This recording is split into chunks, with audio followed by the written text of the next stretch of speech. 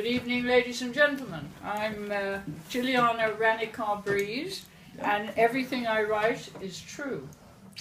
This one is entitled Mistaken Identity, and afterwards there's question and answers for the ladies.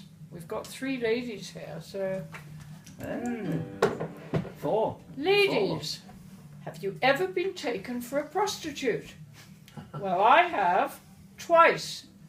Once in Brazil by association, and the second time in Paris in the late 70s. Ooh la la.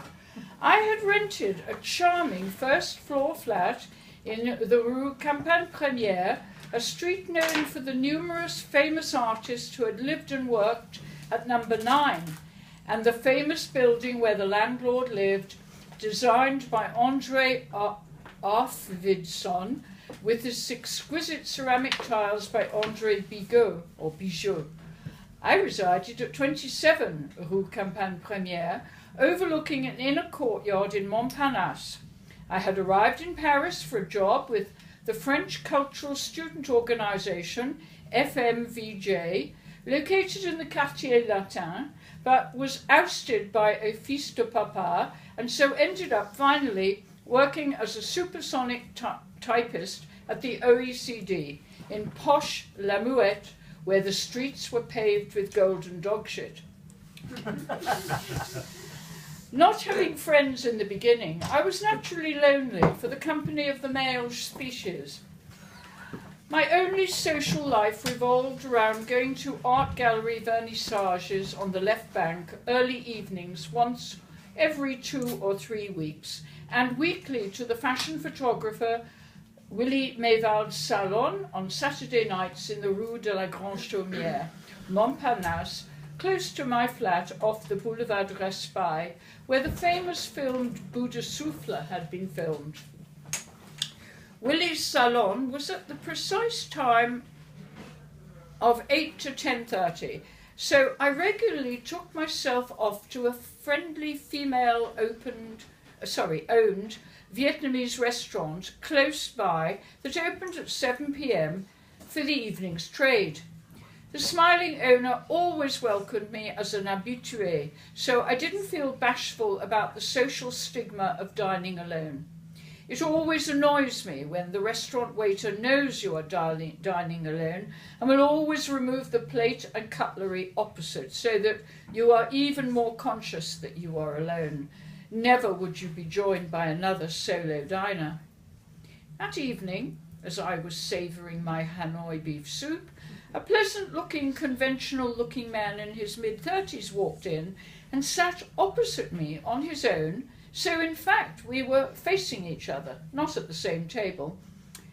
As it was early, no one else would be in the restaurant for at least another hour at 8 o'clock, the usual Parisian hour to indulge gastronomically.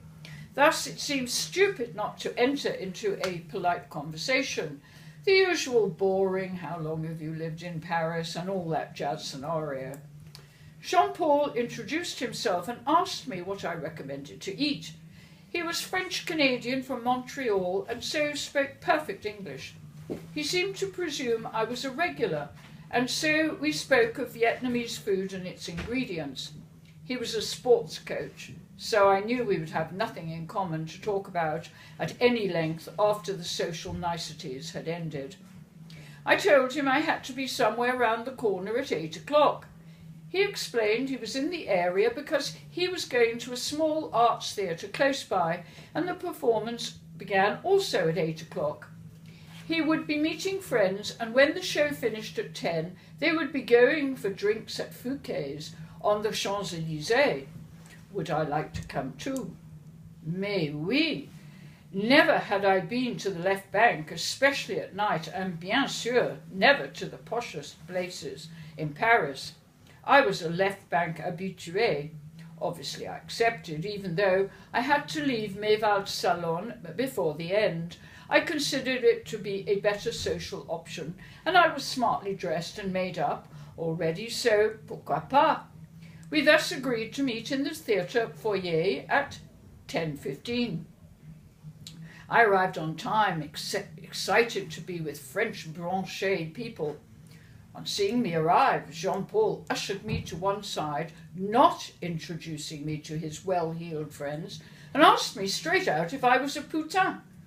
I was so shocked I blurted no and ran away crying with humiliation. I felt even lonelier than ever and confused. Just because I was alone and going somewhere, he must have assumed I had a client between 8 and 10. Little did he know that Willie Mevald was gay with a coterie of young lovelies as he sat in state on his couch in his high-ceilinged atelier. Certainly no hanky-panky there. Today, decades later, I would have handled it differently. I might have laughed in his face. I might have taken it as a compliment. I would have interrogated the insignificant male species with scorn, wanting to know if he really wanted me to be a Putain or not, how much he would have paid me, which services he would have required. I would have asked him about his sexual frustration and perhaps sexual problems, his fantasies, and really humiliated him. But then I thought, maybe he was just checking I was not, so that if he thought in his ignorance he stood a chance of having me after Fouquet's, or should I say Fucket's, then he wouldn't have to pay. He was not my type anyway, and I was not that desperate for fuck, mon Dieu. Ladies, how would you have handled the situation today or yesterday? Ladies? Come on then. An answer, please? No answer. I would have asked him why he thought you were a prostitute. Uh-huh. Yeah. And what would you? Maybe how much he was going to pay. How much? Yeah. What am I worth? Yeah. See how much I would value myself, yeah. Okay. All right. Well, thank you very much. There's a good enough more ladies here. Thank you. Outside having a cigarette.